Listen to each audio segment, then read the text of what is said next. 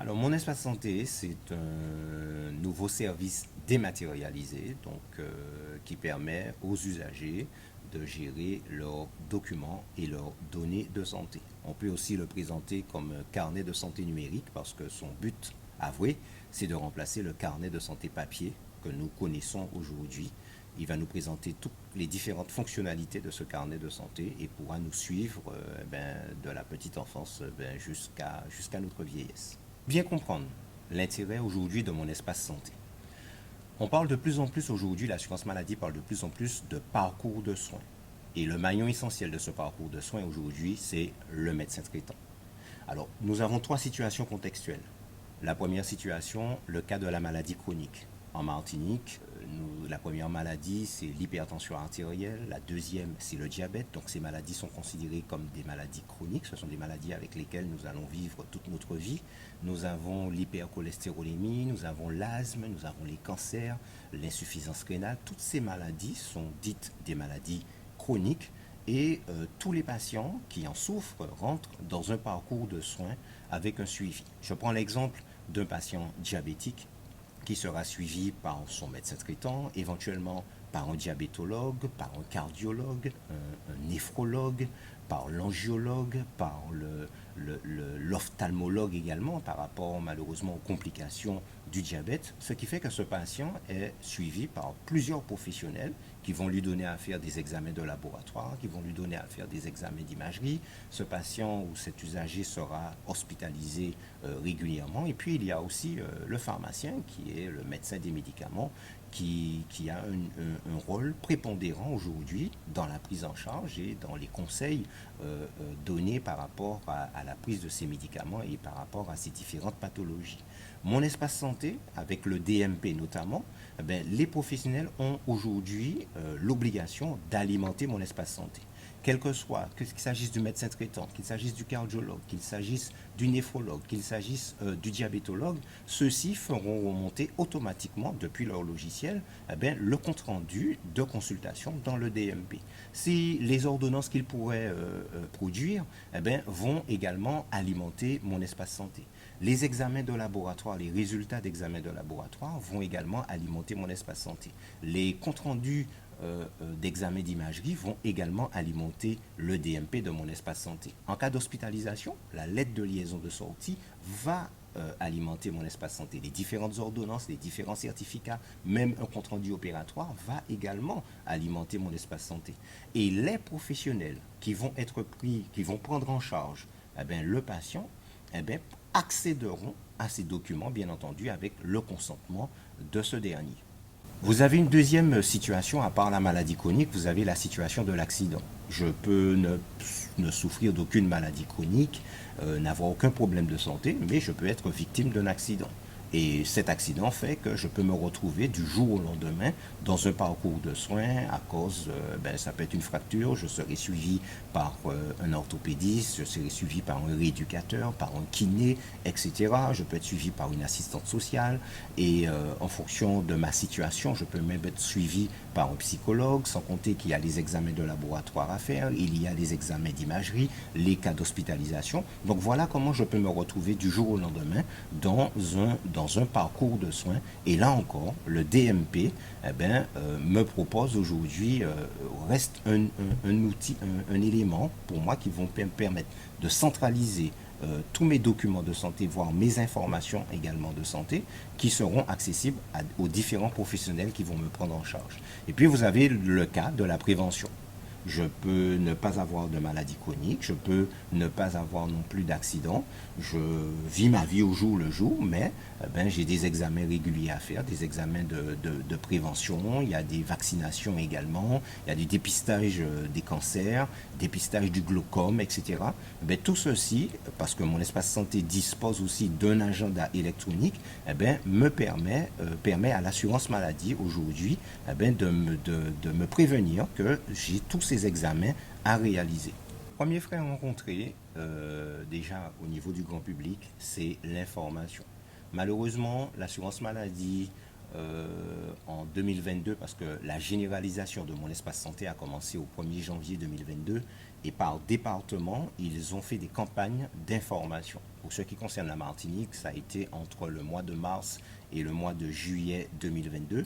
Ils ont envoyé un courrier par mail pour ceux qui avaient des mails, et puis pour ceux qui n'avaient pas de mail, ben, ils ont envoyé un courrier papier disant que mon espace santé allait être créé et que nous disposions de 6 semaines pour nous y opposer à compter de réception du courrier, et qu'on nous donnait la méthodologie pour l'activer. Alors beaucoup de personnes ont cru à une énième arnaque, puisque des arnaques, il en existe pas mal, ce qu'on appelle le phishing aujourd'hui par les pirates, et beaucoup de personnes ont mis ce courrier de côté et très peu d'informations ont filtré.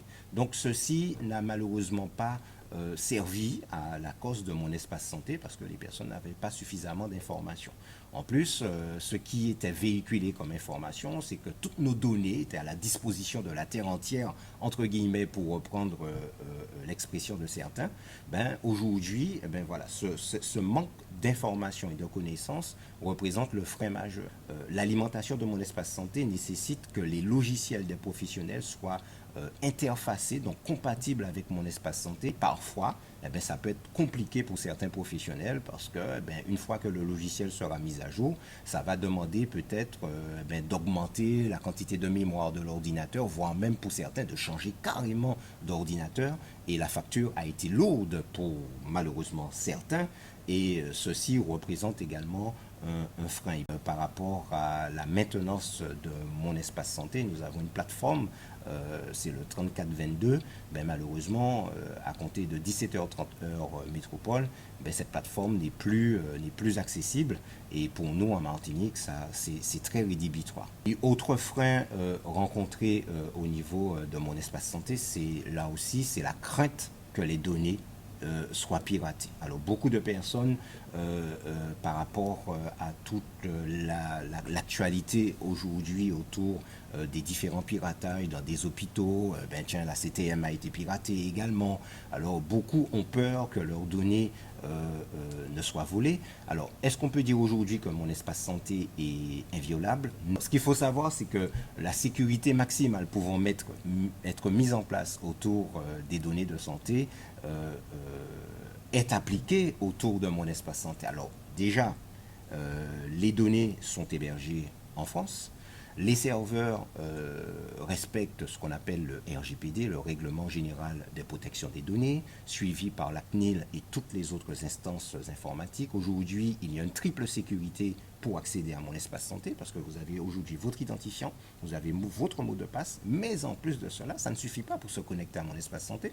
Un code vous est envoyé sur votre téléphone pour s'assurer que c'est bien vous qui vous connectez. Alors certaines personnes déclarent: ah ouais, mais c'est embêtant, à chaque fois que j'ai besoin de me connecter, c'est un code. Mais ça, on demande de la sécurité. C'est de la sécurité, c'est même de la cybersécurité. Et puis il faut savoir aussi, et ça c'est important, il est important que tous les usagers le sachent, que nous pouvons être celui qui fait rentrer le loup dans la bergerie. Alors aujourd'hui, nous recevons dans nos boîtes mail de faux mails professionnels, de faux mails de l'assurance maladie, de faux mails concernant mon espace santé, où on nous demande nos identifiants et nos mots de passe. Alors, tous les fournisseurs de services dématérialisés nous indiquent bien en rouge, en gras, il ne faut jamais communiquer vos identifiants et vos mots de passe. Nous n'allons jamais vous demander ces choses. Donc, si vous recevez un mail où on vous demande ces informations, alors il faut faire très attention. Et puis, vous avez aussi le cas de ces faux mails où on peut recevoir un mail de Microsoft alors qu'on utilise la suite Office 365, par exemple, et vous recevez un mail de Microsoft vous demandant de mettre à jour vos coordonnées, ou vous disant que vous avez été déconnecté et qu'il vous faut vous reconnecter. Alors ça ressemble à un mail de Microsoft. Ça a le logo de Microsoft. Ça a les paroles de Microsoft. Mais ce n'est pas Microsoft. Aujourd'hui, l'enjeu, justement, c'est de permettre aux professionnels de santé de gagner du temps. Parce que là encore, c'est encore un enjeu, l'enjeu du temps.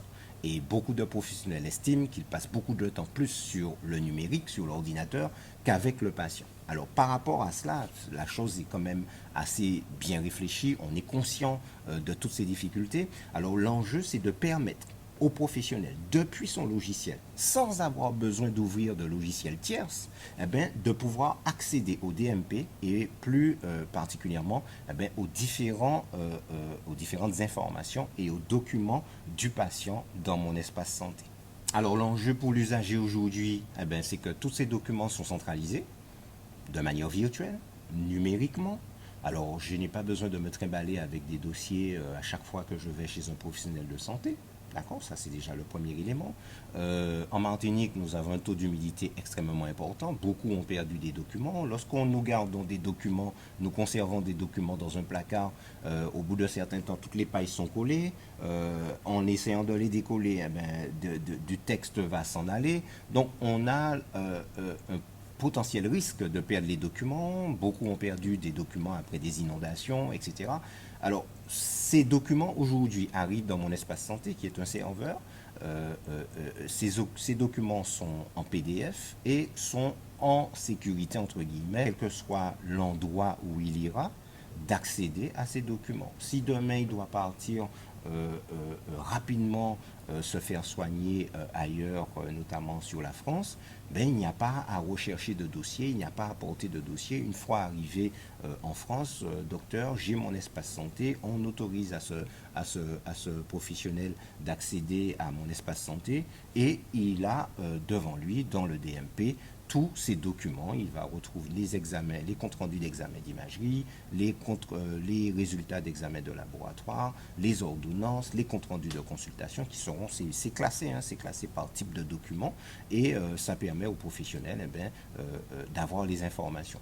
Mon espace santé, c'est pas sa vocation puisque c'est un carnet de santé numérique, mais ça peut aussi sauver des vies.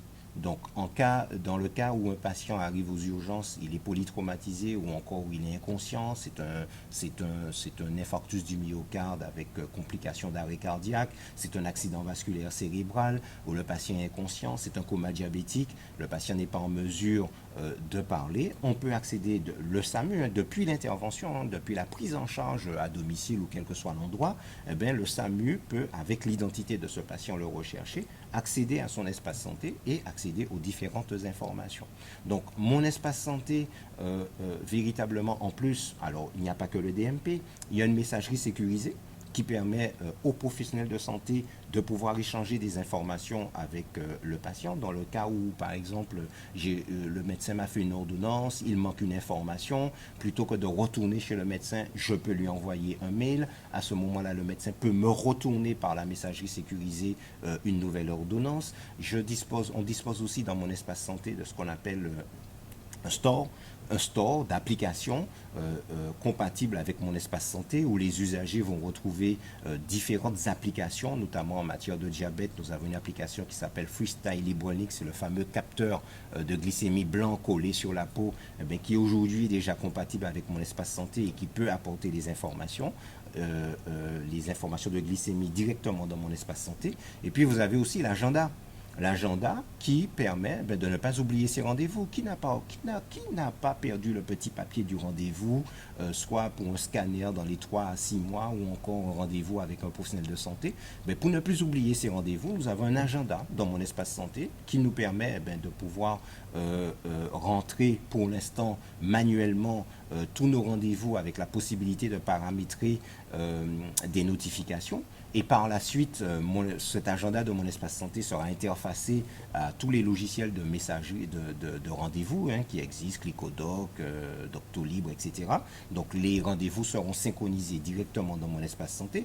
Et puis le deuxième aspect de mon espace santé, c'est que par rapport au suivi tout au long de la vie, les vaccinations, les bilans de l'enfant, la campagne MT de 3 à 24 ans, le rendez-vous annuel bucco-dentaire chez le médecin, chez les adultes, une fois par an, le dépistage du cancer, les dépistages du glaucome, etc.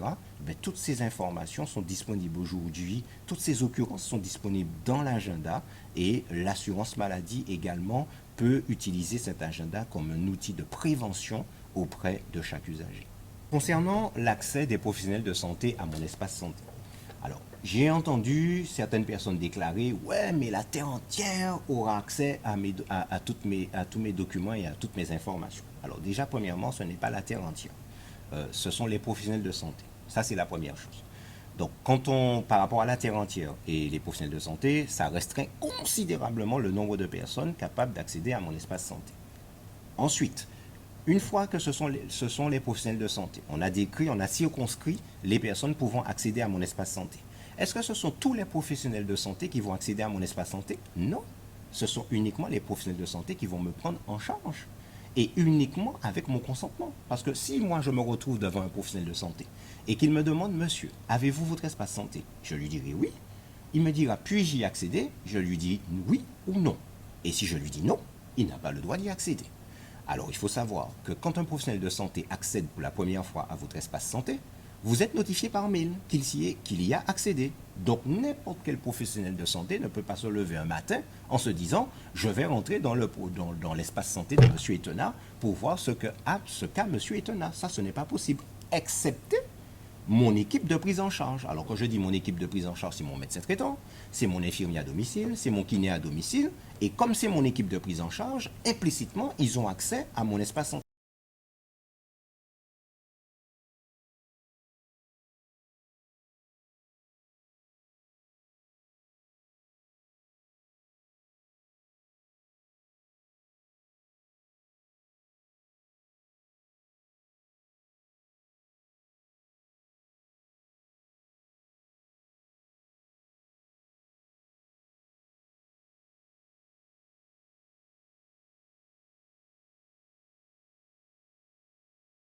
Alors normalement, la loi dit que tous les documents doivent remonter, doivent alimenter mon espace santé. Sauf si le patient ou l'usager s'y oppose. Donc, le législateur a prévu que pour motif légitime, l'usager ou le patient pourrait dire au professionnel de santé, je ne voudrais pas que tel document remonte dans mon espace santé. Le problème, c'est que le législateur ne donne pas d'exemple de motif légitime. Donc celui-ci sera apprécié par le professionnel qui peut me dire, bon écoutez, je comprends parfaitement la raison pour laquelle vous ne voulez pas que ce document remonte, pas de problème, je ne fais pas remonter dans mon espace santé, mais je vous remets quand même en main propre un exemplaire de votre compte-rendu que vous pouvez faire valoir. Et puis, deuxième situation, le professionnel de santé peut me dire, bon écoutez, j'ai entendu ce que vous dites, mais je n'approuve pas, et je fais remonter dans mon espace santé cette information au niveau du DMP. Qu'est-ce que j'ai la possibilité de faire? C'est une information que je souhaite confidentielle. Je ne souhaite pas que tous les quelques professionnels de santé qui accèdent à mon espace santé voient cette information. Est-ce que je peux supprimer? Est-ce que je peux la supprimer? Non. Seul celui, en tout cas pas pour l'instant, seul celui qui a mis une information dans mon espace santé peut la supprimer. Par contre, ce que je peux faire, moi en tant qu'usager, c'est masquer cette information. Une fois que je masque cette information, elle ne sera plus vue que par celui qui l'y a mise, d'accord, le professionnel de santé qui a fait remonter l'information, par moi-même, mais par aussi une troisième personne, c'est mon médecin traitant. Alors, c'est des règles qui doivent très bientôt évoluer, mais pour l'instant, c'est le fonctionnement de mon espace santé. Je peux très bien masquer une information. À partir de là, elle ne sera plus vue par les autres professionnels, à part celui qui l'y a mise et mon médecin traitant. L'accès à mon espace santé, c'est triple sécurité, identifiant, mot de passe et un code de sécurité qui est envoyé sur votre téléphone. Donc, normalement, mon conjoint n'est pas supposé rentrer dans mon espace santé. Alors après, tout dépend du lien que j'ai avec mon conjoint. S'il sait tout de ma vie, il saura tout ce qu'il y a dans mon espace santé. Mais si je tiens à garder des informations confidentielles, il ne le saura pas, en tout cas par le truchement de mon espace santé. Alors, mon espace santé, c'est une plateforme récente, depuis le 1er janvier 2002. L'application est déployée sur tout le territoire et bien entendu, comme toute nouvelle application, on essuie quelques plâtres. C'est une application qui évolue également assez régulièrement puisque mon espace santé a été conçu et elle est les associations de défense des patients comme France Asso Santé.